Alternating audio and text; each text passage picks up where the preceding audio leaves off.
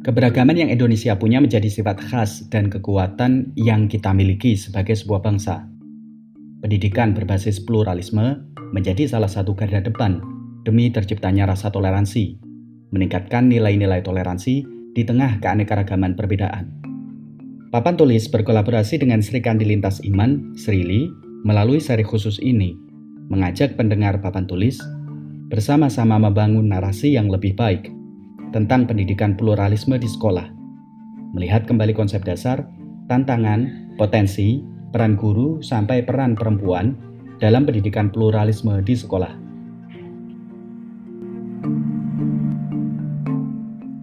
Halo, selamat sore semuanya. Bersama saya sebagai host di sore hari ini, Mike Makahenggang. Salam kenal, salam sehat untuk kita semua.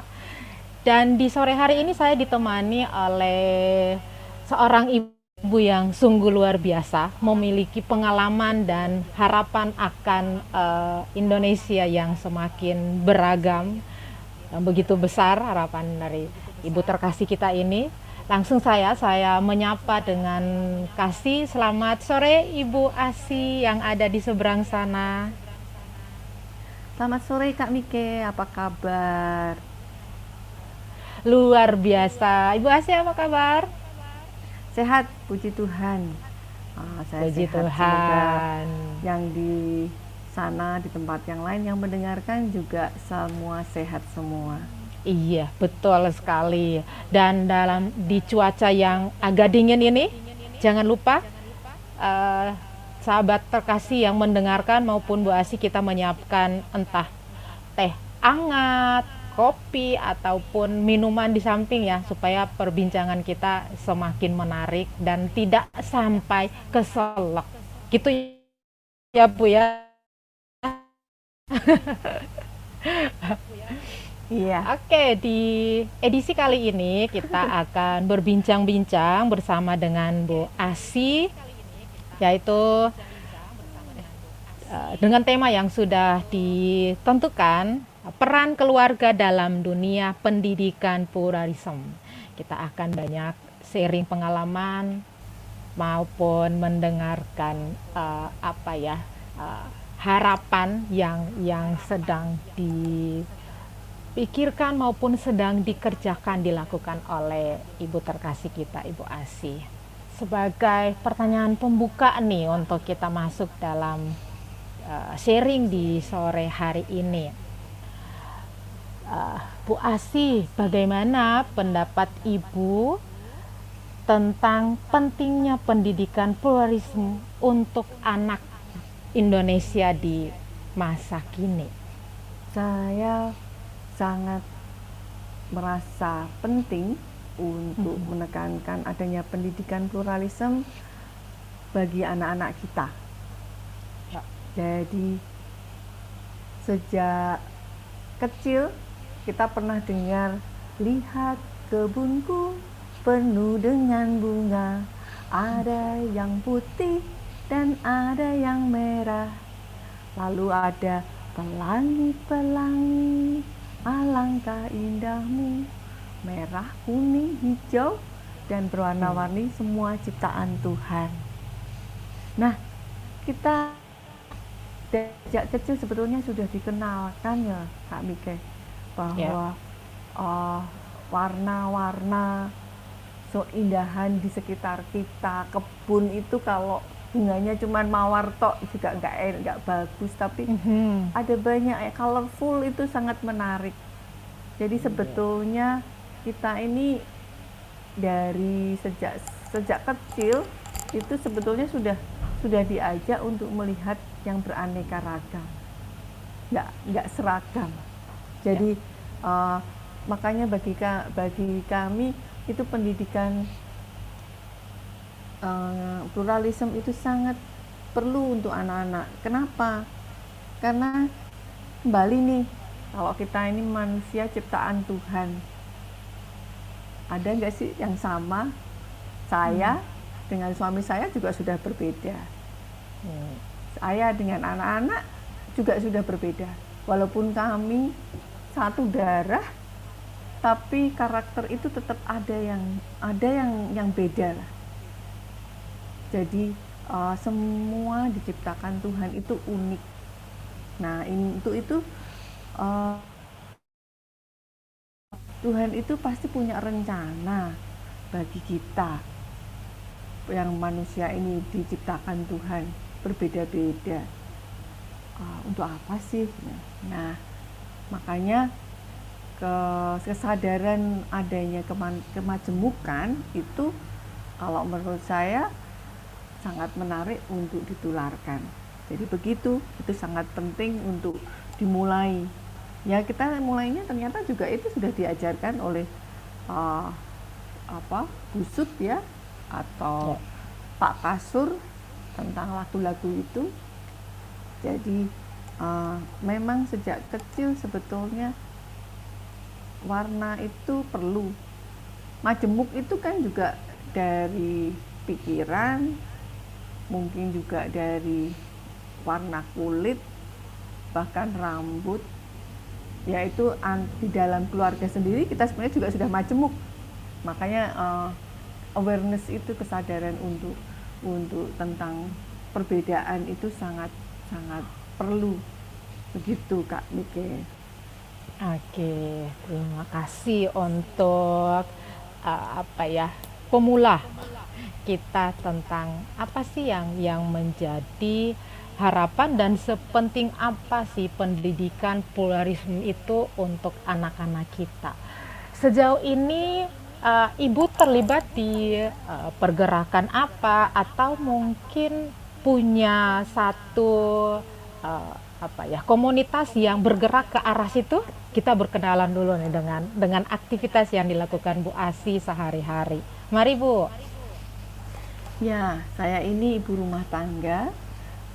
Anak-anak saya sudah besar. Lalu saya 3 tahun ini sudah masuk di dalam Sri Kandi Lintas Iman. Dari situ bersamaan dengan saya masuk di Sri Kandi Lintas Iman itu, saya juga mendapat kesempatan untuk mengelola sebuah PAUD. Namanya PAUD Meraih Bintang di Yogyakarta. Mengapa saya kemudian bergerak di PAUD? Karena pengalaman saya sebagai ibu rumah tangga yang diperbolehkan menemani anak-anak selama mereka masa sekolah dari kecil, dari usia PAUD sampai SMA, kok ada aja gitu loh, saya punya kesempatan ya. Jadi masuk di PAUD itu, saya ingat pertama kali saya protes dengan kepala sekolahnya, karena saya sudah bayar, kenapa anak saya cuman masuk di tempat pasir, nuangin pasir di dalam botol setiap hari begitu aja. Padahal di situ banyak sekali tawaran kan, pojok-pojok itu.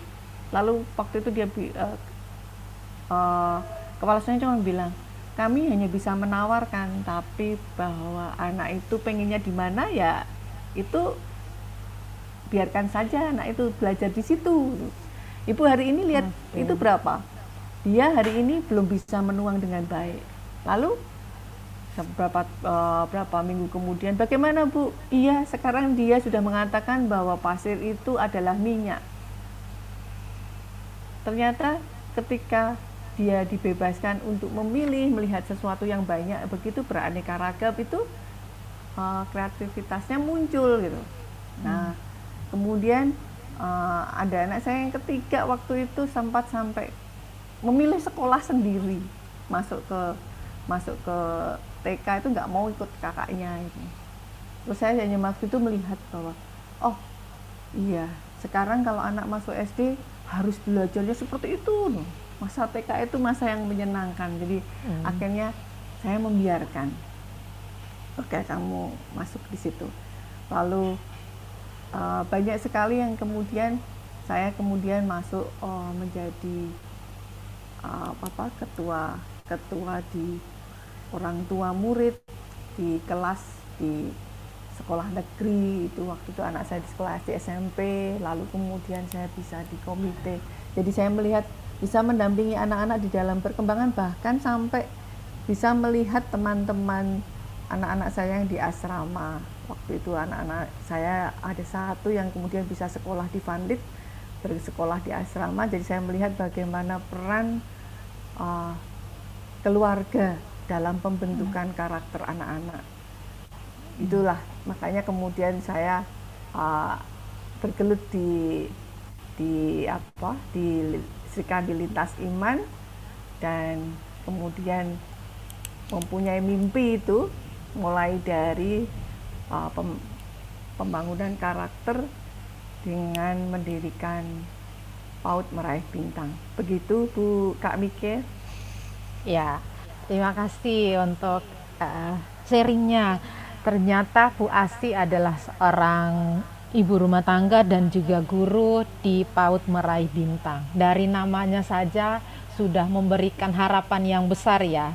Dan kiranya bintang-bintang itu kemudian bisa menerangi orang ataupun kehidupan di sekitarnya. Bu Asi, di masa pandemi ini kan kita tahu betul bahwa anak-anak kita kemudian kembali ke keluarga, belajar didampingi orang tua, beraktivitas dan yang lainnya tuh semuanya ada dalam lingkup keluarga.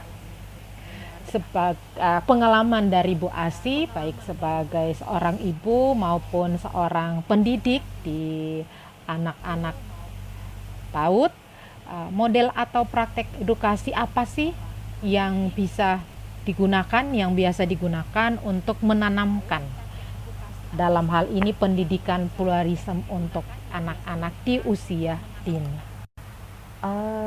Satu yang saya selalu ajak itu adalah orang tua untuk mau meluangkan waktu sehari 30 menit. Ini kebetulan PAUD kami juga akhirnya mengadakan online ya, ada yang full online gitu. Kami meyakinkan kepada mereka bahwa guru yang terbaik itu adalah orang tua, bukan kami. Lalu kami hanya memfasilitasi, memberikan materi, bahan begitu. Lalu kami memberikan video tutorial begitu, ajakan bagaimana. Lalu kami mengatakan kepada mereka memang bahwa belajar itu kalau untuk anak-anak usia dini adalah bermain. Bermain itu sesuatu yang sangat serius loh Kak Mike loh. Coba kita aja deh, kita yang sudah dewasa ya, kita bermain. Ada nggak sih kalau kita bermain kemudian kita nggak fokus gitu? Nah, akhirnya kami mengajak kepada orang tua adalah beri waktu kepada anak-anak itu 30 menit bermain setiap hari dengan mereka. Kenapa? Karena dengan bermain itu anak-anak bisa mengeluarkan imajinasi yang beraneka ragam, lalu posisinya tidak stres. Kan tidak ada orang bermain itu terus kemudian malah jadi stres. Bermain itu adalah refresh kan. Jadi itu yang kemudian akan membuat anak menjadi ceria, mengemukakan sesuatu yang kadang-kadang di luar ekspektasi kita. Lalu kami mengatakan jangan patok anak harus sampai ke sini, harus sampai di sini, harus sampai di sini. Ya aturan dasar ada ya, misalnya anak bisa kalau usia 3 tahun harus bisa memegang, menjemput begitu. Itu ada yang dasaran. Tapi kalaupun kognisi, misalnya mereka bercakap-cakap itu jangan dipatok harus ngomongnya seperti ini, harus yang tidak. Tapi bagaimana anak bisa mengatakan ibu, tapi dengan hati, lalu dengan dia. Kami mengajarkan mereka dengan cara-cara sederhana, memeluk. Ayo yuk kita jadi kelinci yang kedinginan. Bagaimana sih menghangatkan badan? Misalnya dengan mengusap-usap tangan gitu. Jadi kami mengajak sebetulnya bonding ya, membuat komunikasi terbuka bagi orang tua dan anak. Apalagi dengan situasi yang sekarang, ketika ruang kelas sudah tidak ada, ya ruang di rumah ini, ruang kelasnya ya di rumah itu. Lalu ya itu tadi membangun suasana bermain bagi anak-anak, sehingga mereka punya banyak hal yang bisa dipercakapkan. Itu saja, kalau menurut saya seperti itu. Jadi artinya pendidikan pluralisme itu nanti akan muncul karena kita kemudian kan dengan bermain kita terbuka, anak kemudian bisa bercerita, lalu kita tinggal memberikan saja arahannya. Oh seperti ini. Kadang-kadang mereka, aku maunya seperti itu. Bagaimana? Menawarkan. Oh iya, coba kita lihat. Atau kalau misalnya itu belum saatnya, baik itu kamu nanti bisa sampai di situ, tapi kita mulai dari sini dulu ya. Jadi kemudian ada semacam keterbukaan untuk berkomunikasi. Anak juga tahu kenapa kok aku nggak boleh, kenapa aku kok disarankan ke sana. Jadi ini yang akan membangun kita untuk sadar bahwa oh beda pendapat itu boleh ya. Sejak kecil anak sudah terbiasa untuk mengeluarkan pendapatnya. Itu sebagai dasar utama ketika kita mengajari mereka dalam kemajemukan. Begitu Kak Miki. Iya. Terus gini Bu, saya kemudian kepikiran ketika mendengar sharing pengalaman dari Bu Asi. Kita juga tidak bisa memungkiri dalam pertumbuhan perkembangan anak-anak kita, mereka akan diperhadapkan dengan pengalaman masing-masing yang sangat beragam. Ada yang mengalami perkembangan atau perkembangannya itu semuanya baik-baik saja, ceritanya itu semuanya baik, aman, dan orang-orang yang di sekitarnya pun kemudian mengarahkan dia untuk menjadi seorang pribadi yang baik. Tapi bagaimana, dan kita tidak bisa memungkiri ada juga teman-teman kita atau anak-anak kita di luar sana yang punya pengalaman sebaliknya. Dia pernah terluka mungkin dengan, kalau ini kita sedang berbicara tentang pluralisme, terluka dengan peristiwa yang berbeda dengan dia. Apa yang perlu dilakukan sebagai sebagai orang tua atau seorang pendidik? Mungkin Bu Asi punya pengalaman itu yang kemudian mendorong Bu Asi untuk mendapatkan semangat menghidupi yang namanya pendidikan pluralisme ini. Saya mencoba untuk berada di sisinya. Artinya ketika ada situasi yang tidak nyaman oleh si anak, itu saya sekarang ya, dulu saya akan menjadi sesuatu yang orang yang banyak judging, artinya gak boleh gitu, kamu tuh harusnya begini. Tapi setelah kemudian saya berkembang, jadi saya bertumbuh bersama dengan anak-anak ya. Saya belajar dari anak-anak bagaimana teman-teman, bagaimana ternyata harus mensikapi, bahwa akhirnya saya mencoba untuk berada di sisinya dulu. Wah sakit ya, iya betul sakit ini.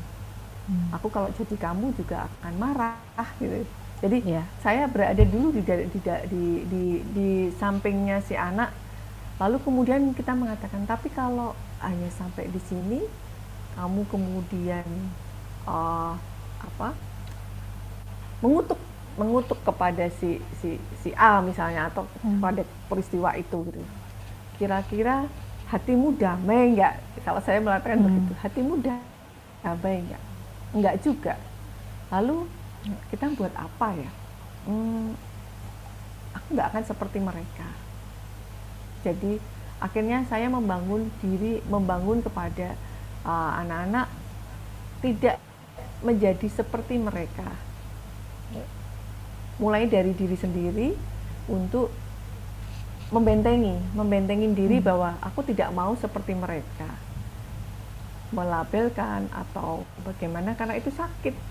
Karena kemudian saya kan mengatakan, iya nggak enak ya, kamu pengennya apa? Aku pengennya jadi yang biasa. Baik, kalau begitu anggap saja kamu sudah jadi yang biasa. Anggap itu tidak ada suara dari tempat yang lain gitu. Ya memang susah. Lalu setiap kalian kita memberikan apresiasi kepada mereka, sekecil apapun dia sudah berusaha, saya kata, oke, it's good, ayo nggak apa-apa, kita temenin gitu. Jadi memang pendampingan ketika, apalagi kalau itu dalam posisi luka, itu memang perlu afirmasi bagi mereka, pelukan, jadi kalau apalagi kalau untuk anak-anak usia dini itu emotional body language itu sangat perlu ya, sangat perlu bagi mereka.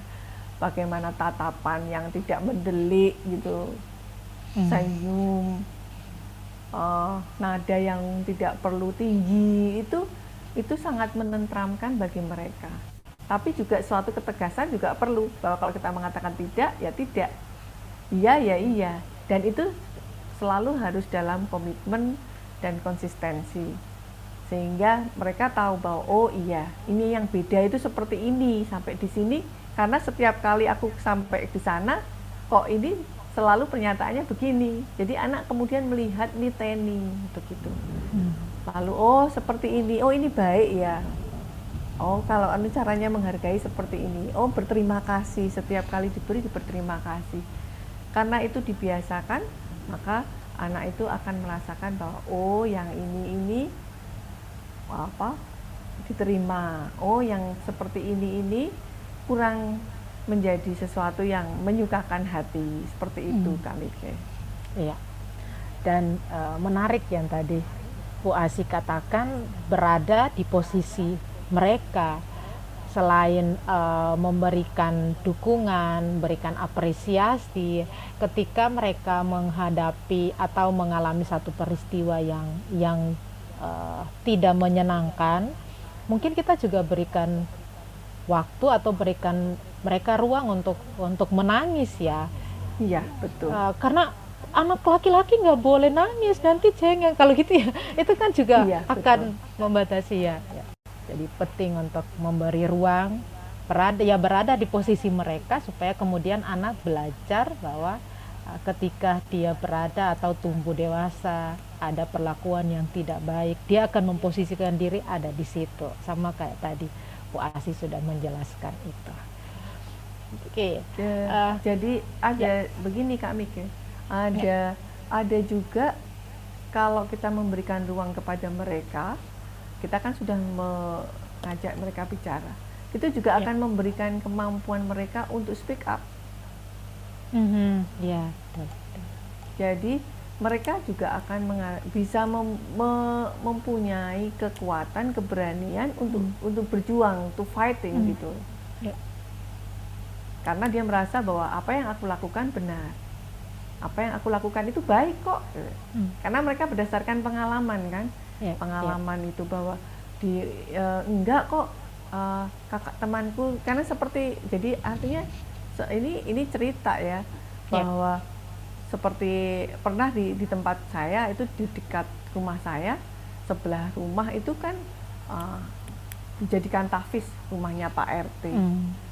Kami sebetulnya terus terang ini merasa ketakutan. Waduh, ini mesti nanti banyak sekali pengajian keras sekali gitu, sangat mengganggu gitu. Sempat waktu itu sampai suami saya bilang, wah kita keluar aja, tapi tidak tahu ternyata ada rencana lain di situ. Jadi kebetulan waktu itu Pak RT-nya itu menemukan anjing Pak RT ini Muslim, karena dia tidak bisa memelihara di dalam rumahnya, akhirnya anjing itu dimintakan tolong untuk kita memperbolehkan tidur di teras kami. Lalu anak-anak yang belajar Quran di situ, baca Quran di tahfiz itu, kan juga namanya anak-anak pasti senang dengan binatang ya, tapi mereka tidak tahu caranya. Mereka kemudian memanggil anjing itu dengan melempari batu, lalu ambil tongkat itu, pagar dipukul-pukul, sehingga anjingnya kemudian kan jadi ganas gitu. Nah, kemudian ada yang kemudian nyeletuk juga, awas loh, kamu kalau kena kejilat anjing itu kamu jadi Kristen loh. Ternyata itu menjadi bagian bagi kami untuk kemudian bercerita. Saya bilang, enggak, saya juga orang Kristen, tapi kalau saya dijilat anjing, ya saya mesti cuci kaki. Kenapa? Karena anjing itu juga kotor. Jadi saya harus menjaga kebersihan saya. Saya juga cuci kaki. Makanya kenapa kamu kalau kejilat anjing harus cuci kaki, itu salah satunya juga karena untuk kebersihan.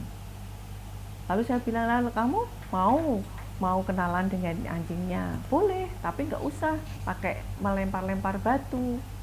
Kamu cukup panggil saja, Milo, Milo. Kalau kamu memanggilnya seperti itu, dia akan datang. Lalu saya diajarin gitu.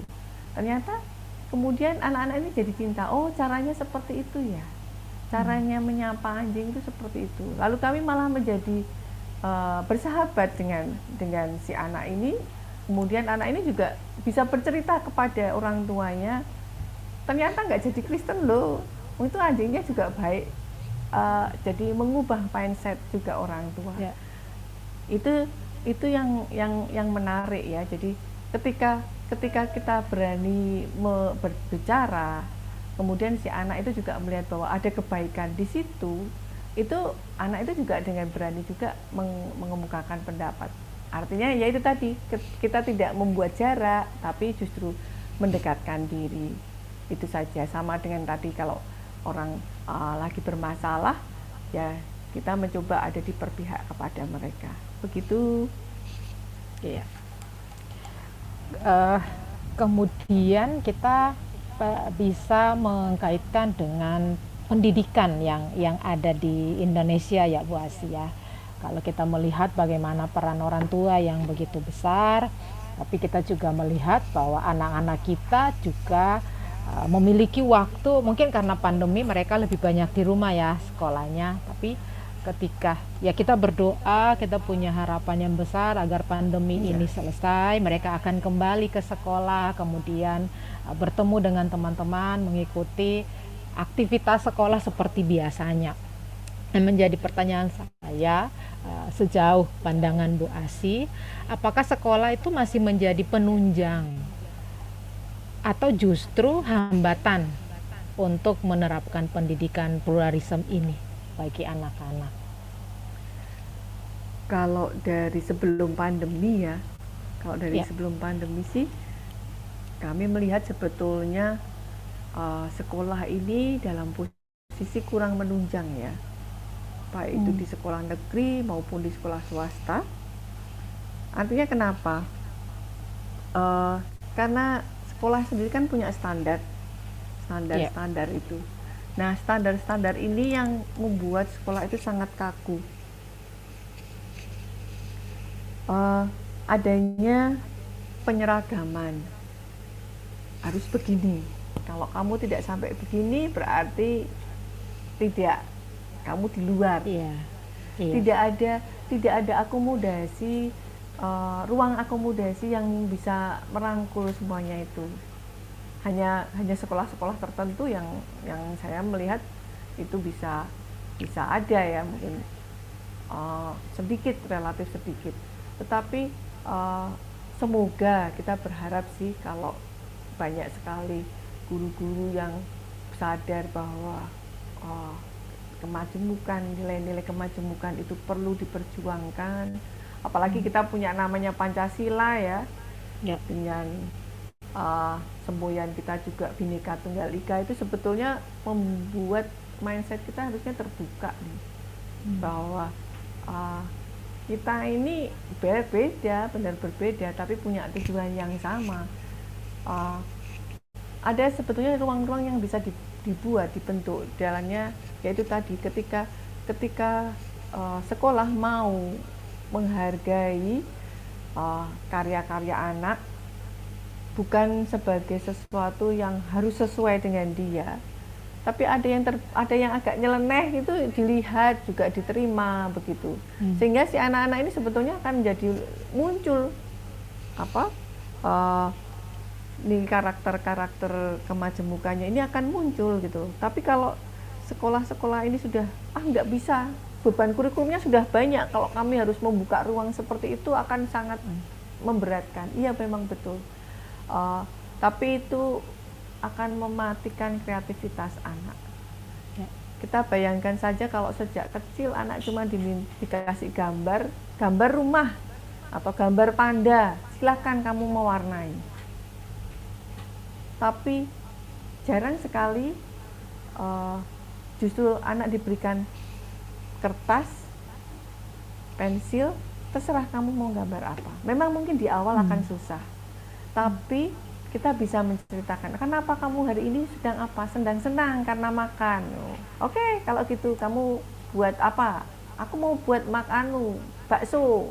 Ya, hanya menggambar lingkaran sih, kecil. Ada yang bilang, aku hari ini senang karena aku diantar ayah. Oke, coba kamu gambarkan ayahmu. Mungkin dia hanya menggambar lingkaran dengan garis panjang tegak gitu. But itu adalah ayah. Tapi kan dia bisa menggambarkan sesuatu.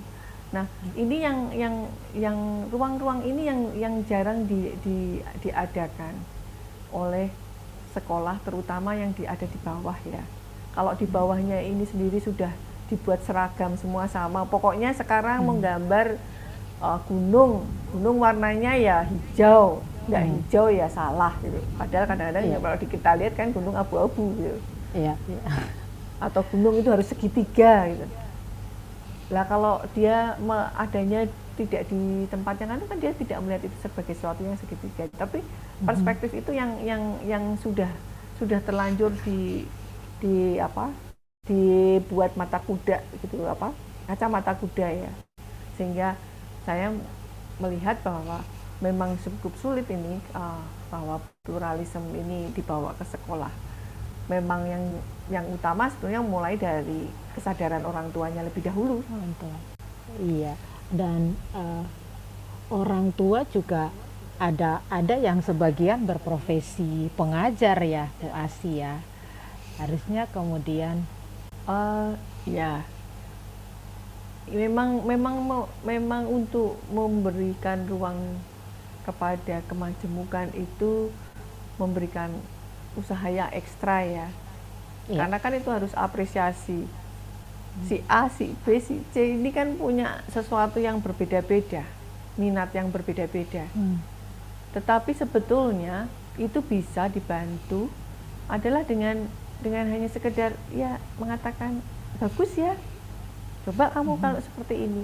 Nanti anak ini bergerak sendiri sebetulnya. Dia mencari meluangkan itu, yang kita tinggal niteni saja. Oh, yang ini minatnya di sini, yang ini minatnya di sini, yang ini minatnya di sini.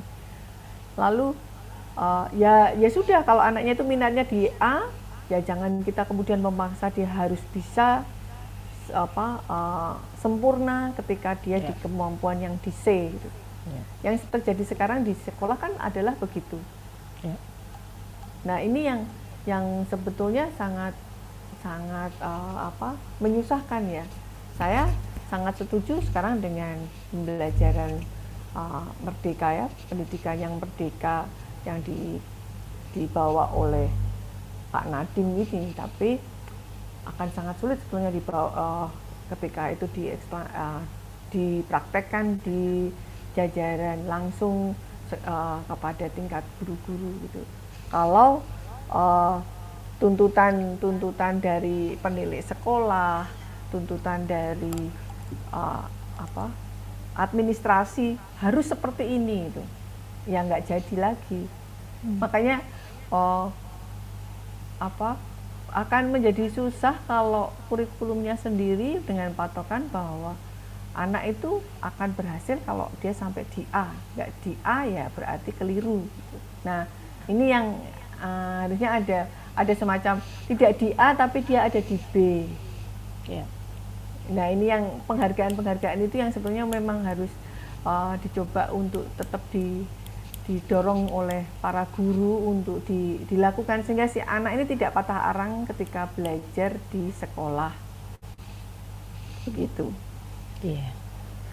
Saya kemudian mendapatkan satu kata kunci sih dari penjelasan Bu Asi tadi. Selama ini pendidikan kita selalu berusaha untuk menyeragamkan kita.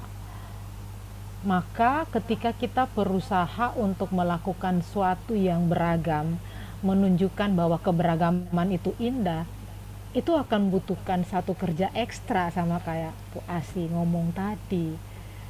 Karena sejak awal kita sudah ditunjukkan yang benar tuh yang begini, yang dikatakan sukses tuh yang begini, yang dikatakan anak pintar itu ya ketika dia pintar dinilai ini. Kalau dia pintar dinilai ini, dia belum pintar. Jadi harus seragam nih.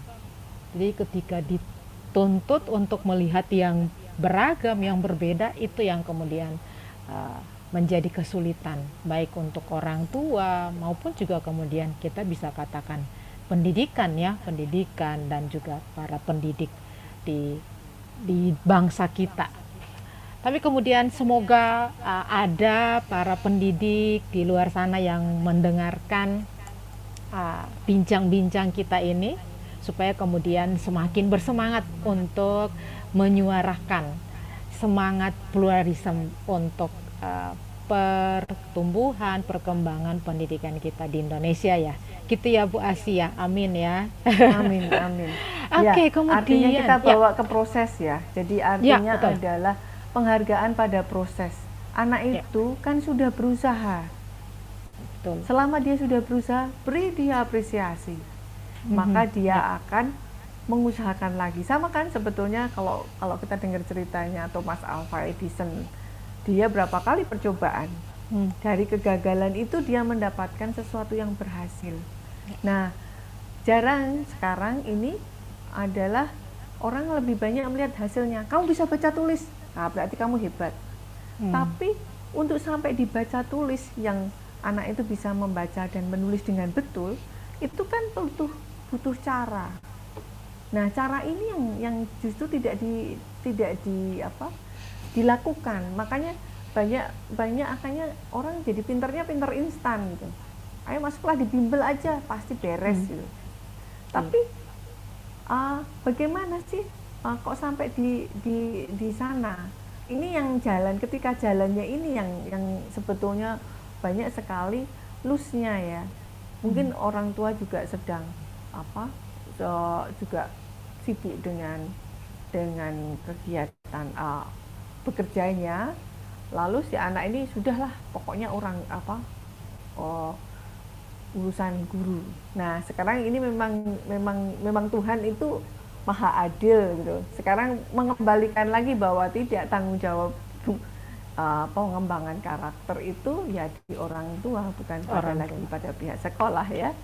Tapi ini justru membantu kembali ke sini. Nah mari kita sebagai orang tua ini mengajak proses gitu, bahwa si anak ini juga belajar itu butuh proses gitu. Nggak bisa dong dia jadi pinter langsung gitu, tidak. Tapi ketika dia berjalan timi ini loh yang harusnya kita kasih, wah good, ayo sama dong. Kalau kita waktu anak kecil berjalan kan juga gitu, oke, halo, yuk lagi gitu. Dan tidak terlalu lepas, jangan dilarang, oh nggak boleh ini nanti begini kan. Tapi kalau anak itu dipagari terlalu banyak, dia juga jadi malas, daripada nanti diomelin gitu. Nah ini yang perlu kita nih sebagai orang tua yang sekaligus guru di rumah saat pandemi ini. Oke, terima kasih Bu Asi. Dan tanpa terasa kita sudah hampir di penghujung acara bincang-bincang kita. Luar biasa ya, sharing pengalaman dan ilmu teknisnya, metode yang sudah disampaikan oleh Bu Asi dengan sangat sederhana, dan harapannya kemudian kita bisa dapat mempraktekkan untuk para ibu-ibu di luar sana, para pendidik, pengajar yang saat ini bersemangat untuk terus menghidupi yang namanya pendidikan pluralisme bagi bangsa kita dan untuk anak-anak bangsa kita. Bu Asi, sebelum kita menutup acara di sore hari ini, pesan untuk para pengajar, untuk orang tua di luar sana atau seorang ibu di luar sana tentang pendidikan pluralisme, mengajarkan, memperkenalkan tentang toleransi untuk anak-anak. Apa hal mendasar yang perlu dilakukan? Enggak Bu Asi? Saya hanya mencoba mengajak ya, karena ini sebetulnya juga kenapa kok saya kemudian mengatakan kepada Bapak Ibu guru, orang tua semua, karena sebenarnya ini juga permintaan dari anak saya. Oke. Iya, Pesan artinya yang permintaan dititipkan. Ya. artinya begini, ini ketika kami di masa pandemi ya, anak-anak saya sudah besar. Ya. Kami butuh waktu barang sebentar saja untuk bercakap-cakap. Itu adalah suara hati anak. Nah, kita Bapak, Ibu guru dan orang tua, apakah kita masih punya hati dengan anak-anak itu? Ya, kita berikan waktu, mungkin nggak banyak, 15 menit, ada saat misalnya makan malam.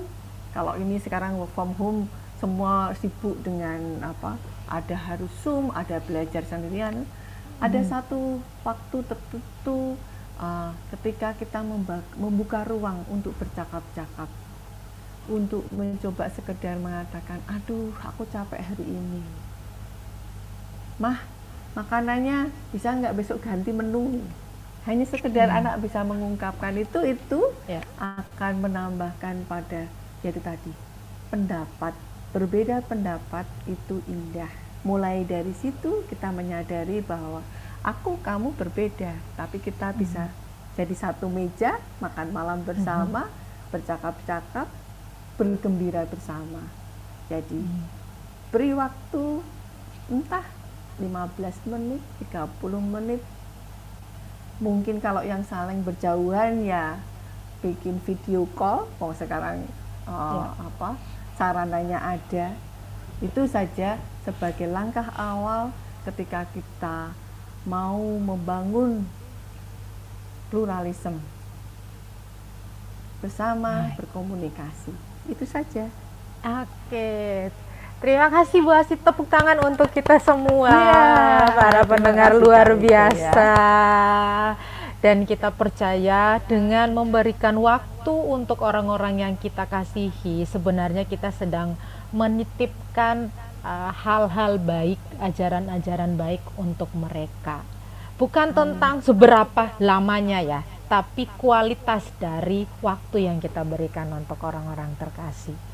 Dan selamat terus menghidupi semangat pluralisme, karena Tuhan menciptakan kita berbeda, dan di dalam perbedaan itu kita akan terus belajar mengasah diri kita untuk menjadi pribadi yang semakin baik.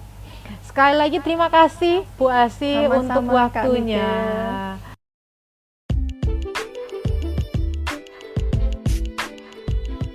Terima kasih telah mendengarkan dan ikut serta membangun narasi pendidikan yang lebih baik lewat Papan Tulis. Ikuti kami di Instagram @papantulispodcast. Dan juga ikuti episode-episode Papan Tulis dari manapun teman-teman mendengarkan podcast.